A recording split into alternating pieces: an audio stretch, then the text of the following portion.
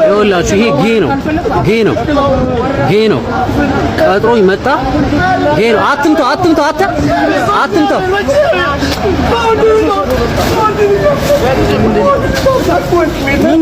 አንተ ምንድነው? ምን አደረኩ ትላለህ?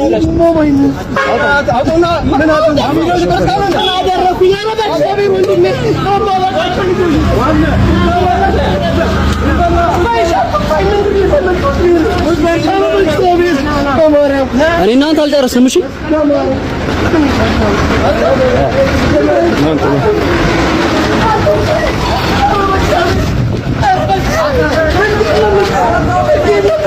ወንዴ በቃ ለቀው፣ ወንዴ ለቀው።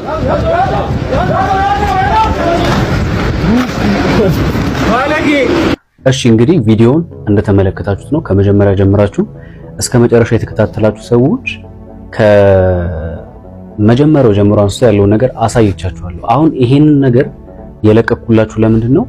እኔ በግሌ የእናንተን አላውቅም። አብዛኞቻችሁ ግን ይሄን ነገር እንደዚህ አይነት ነገሮች እንደማትቀበሉ ተስፋ አደርጋለሁ። ነገር ግን እኔ በግሌ እንደዚህ አይነት ነገሮችን በፍጹም አልቀበልም። በተደጋጋሚ በውስጥ መስመር ሊያወሩ የሚፈልጉ ብዙ ሰዎች፣ ብዙ ወንዶች፣ አሁን ሶፎንያስ ድንገት እጄ ላይ ስለወደቀ ነው የምትመለከቱት። ነገር ግን በውስጥ ብዙ ሊያወሩ የሚፈልጉ ወንዶች እንዳሉ አውቃለሁ።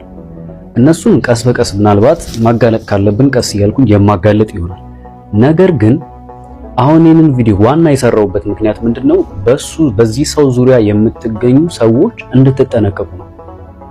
ምክንያቱም ያው ሾው እንዳለው እናውቃለን። አብዛኞቻችን ፖድካስት አለው፣ በጣም ደግሞ ያው ቴሌቪዥን ላይም ዜና በማንበብም እናውቀዋለን። እና ምናልባት ብዙ ወንድሞች ሊበላችሁ፣ ምክንያቱም ይሄ ሰውዬ ለሴት ብዙም እንደማይወሰወስ እንግዲህ በዚህ ያረጋግጫለሁ። ወንድ ከሆነ ሲያይ እንደዚህ የሚቆምበት ወንዶች እንድትጠነቀቁ ነው። ሄዳችሁ ከሱ ጋር የሥራ ግንኙነት ያላችሁ ሰዎች በኋላ አላስፈላጊ ቦታ ላይ ለብቻችሁ በምትሆኑባቸው ሰዓቶች ላይ ኃይል ሊመጣ ይችላል። ከሱ ጋር ምናልባት የሚተባበሩ ሰዎች በጣም ብዙ ስለሚኖሩ ከነዛ ሰዎች ጋር ምናልባት ተባብሮ ሳታስቡት እንደዚህ አይነት ነገር ያረግ ስለሚችል ሲታይ ያው እንትን ይመስላል አይደለ? በጣም በቃ ጨዋ ነው ይመስላል።